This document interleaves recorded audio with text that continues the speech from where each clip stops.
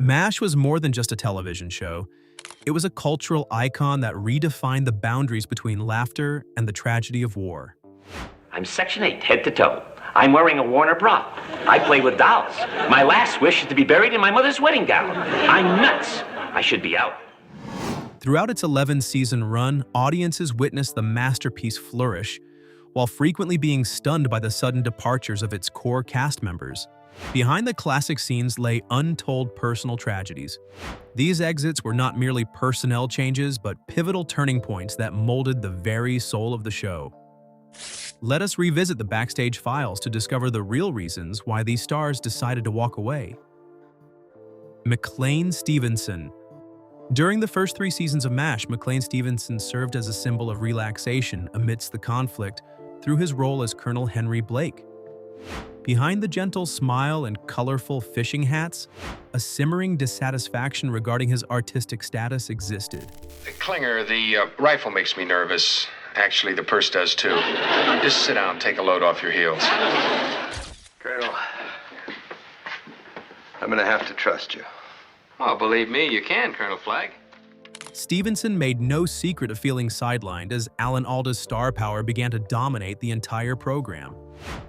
Coming from a background as a multi-talented entertainer, he craved a stage where he was the center of attention, rather than a mere foil for Hawkeye Pierce's jokes. The rift became apparent when the content of MASH shifted from simple comedic situations to a dramatic style, digging deep into the pain of war.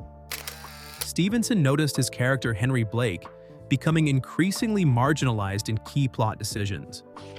Sharing his thoughts on this risky choice with the Los Angeles Times, the actor spoke candidly about the artist's ego.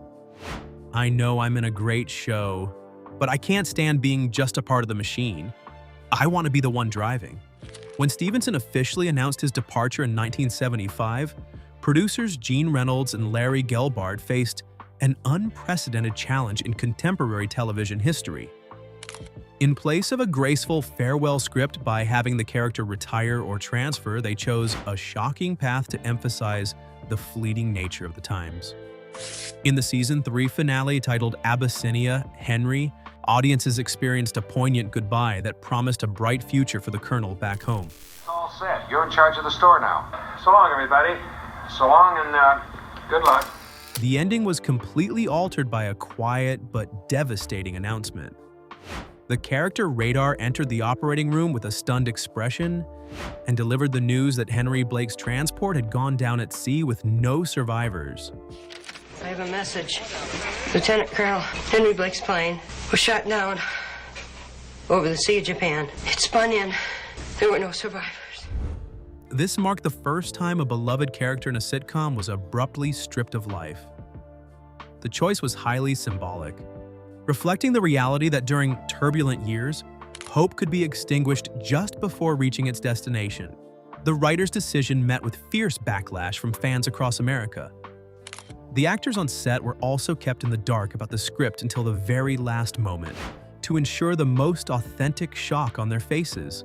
Loretta Swit once recalled that moment with utter amazement. "We were completely paralyzed. It wasn't acting anymore, it was a real loss."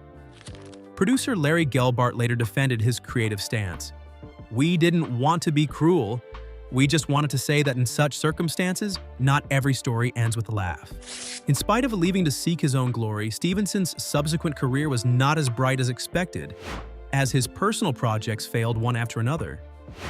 He gradually realized that the bond at MASH was a miracle unlikely to be found a second time.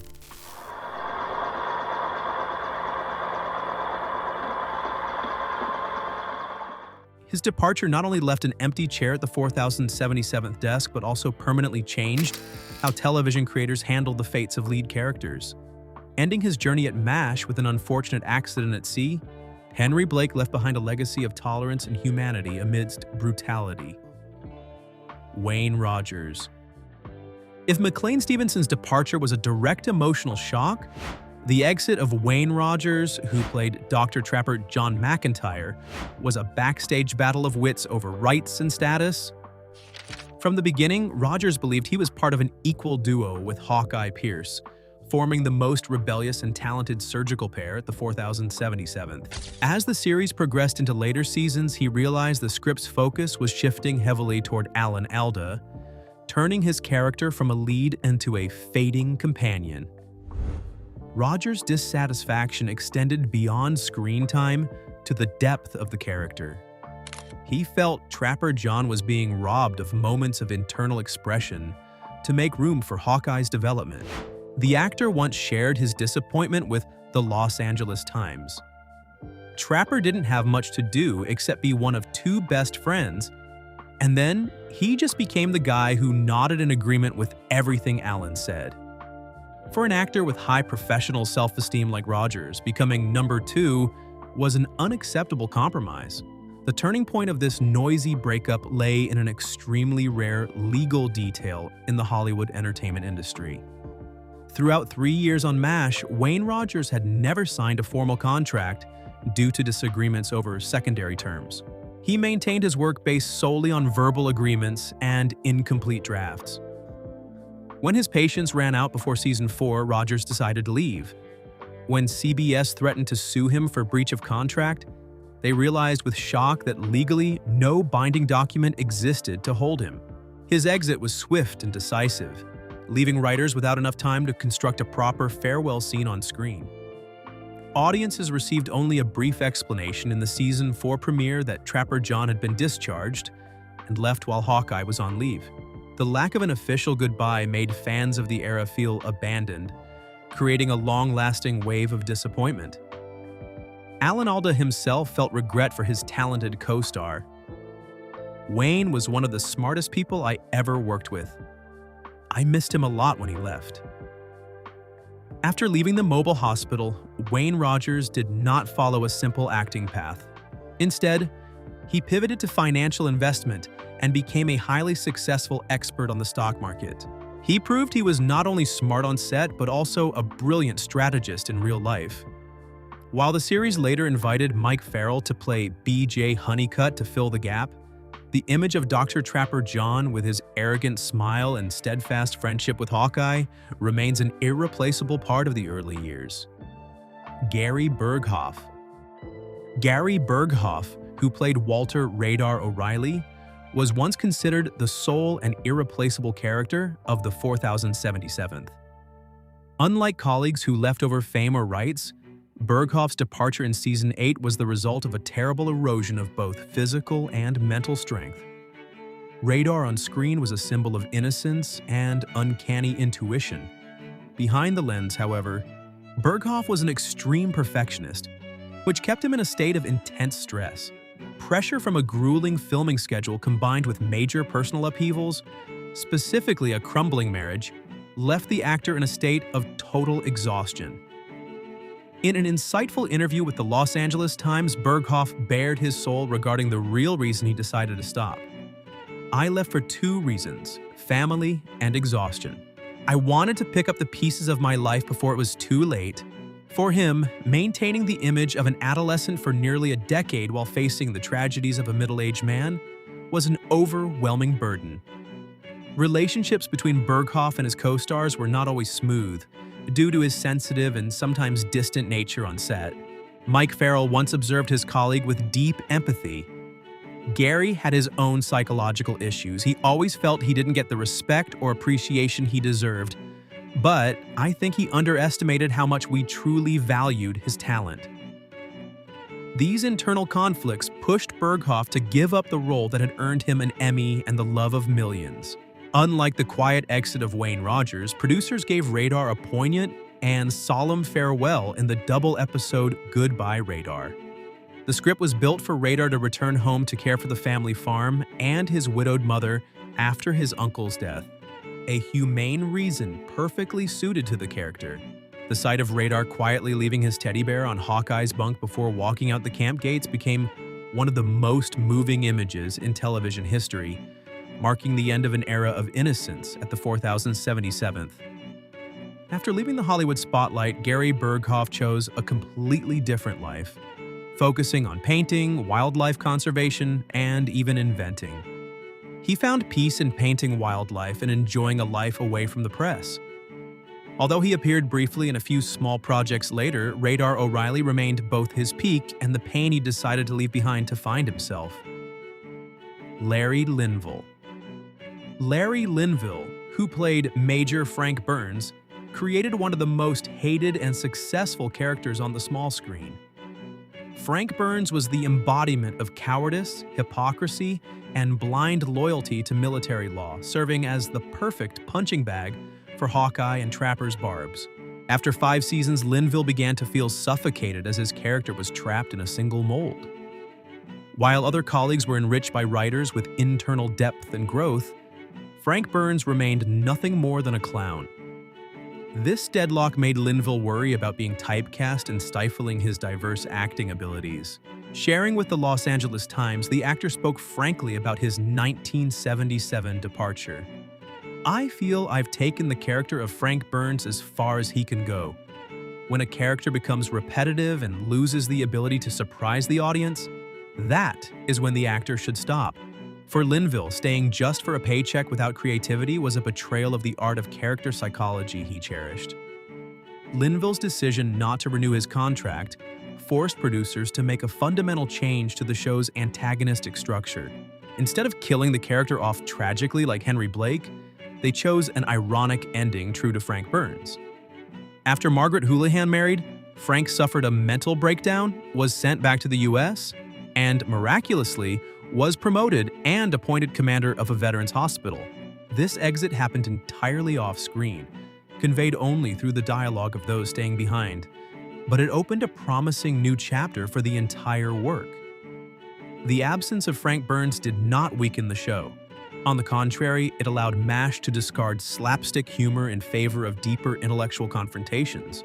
Actor Alan Alda also held great respect for this decision. Larry was such a talented actor that he could turn a hateful person into an indispensable part of our family. We'd lost a great opponent, but we understood he needed to fly further. After leaving the show, Linville continued to participate in many other television and stage projects, always maintaining the dignity of an artist who knows when to stop to protect his legacy. David Ogden Stiers. When Major Charles Emerson Winchester III appeared to replace Frank Burns, MASH took a leap in content quality. David Ogden Stiers brought a completely different character. A brilliant surgeon from a prestigious Boston lineage who viewed being stationed in Korea as an insult to his status.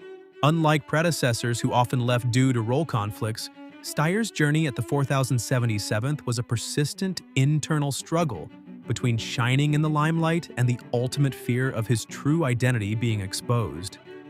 Stiers was an extremely private individual who always kept a certain distance from the media.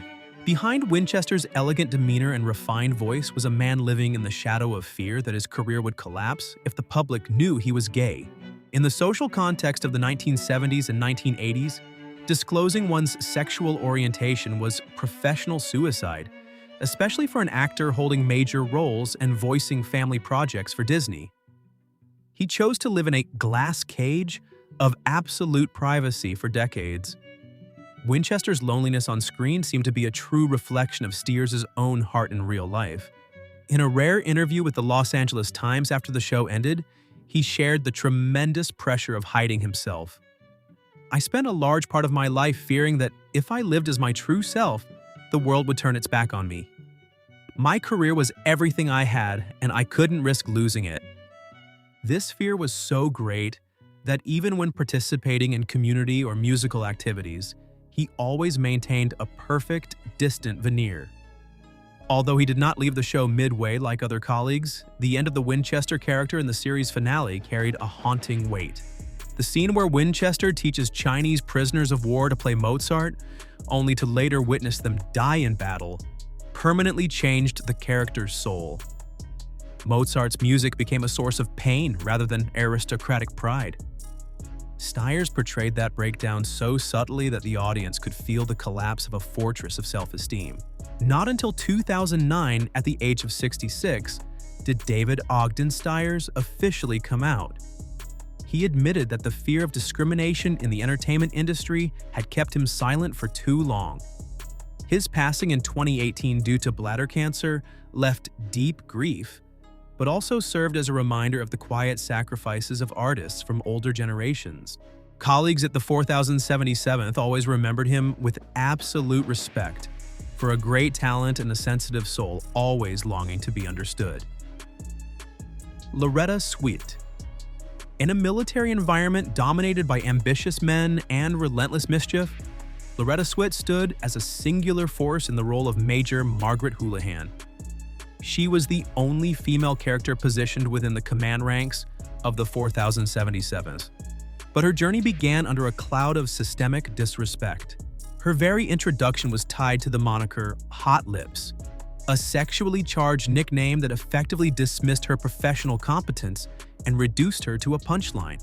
During the initial seasons, the writers framed Margaret as little more than a rigid, cardboard antagonist, a woman whose strict adherence to military discipline served as a convenient target for the cynical pranks of Hawkeye and Trapper.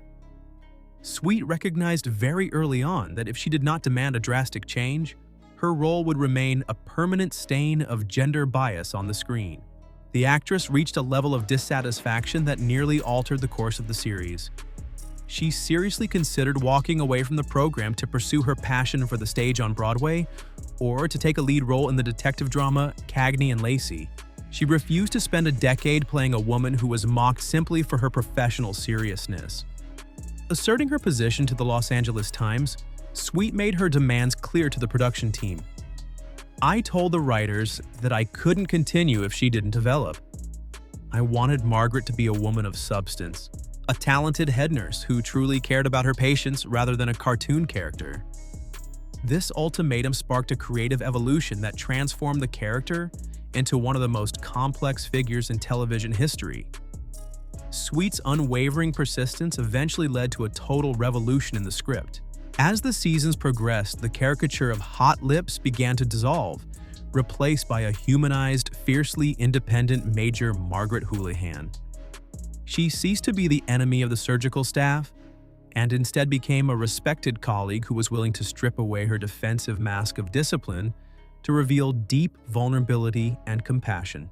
Swit proved that staying within a difficult system sometimes requires far more courage than leaving it. She fought a daily battle to reshape the perceptions of both the audience and the writers regarding the status and dignity of women in a war zone. Loretta Swit became one of only 4 actors to remain with MASH from the pilot episode in 1972 until the final frame of the record-breaking finale in 1983. Looking back at that 11-year journey, she took immense pride not just in her individual career, but in the liberation of Margaret from the chains of discrimination. The actress once remarked on the deep connection she felt with the character. "Margaret wasn't just a role, she was my own journey of growth. We learned together how to be respected in a world that wasn't meant for us." Her presence until the final day stands as a powerful testament to the endurance of the true artistic spirit and the impact of a performer who refuses to settle for less than human complexity. MASH closed with tears of parting, but the legacy left by actors like Loretta Swit or McLean Stevenson remains valuable. Each departure or stay was a vital piece of the overall picture of wartime brutality and noble humanity. These backstage stories remind us that behind every classic film are turbulent lives, where the line between the role and the real person is often blurred by artistic ideals. We hope these hidden corners regarding the star's departures have helped you appreciate the soul of MASH even more. If you found this information interesting, please like and share the video. Please subscribe to the channel and turn on notifications for our next discovery journeys. Thank you for watching, goodbye, and see you again.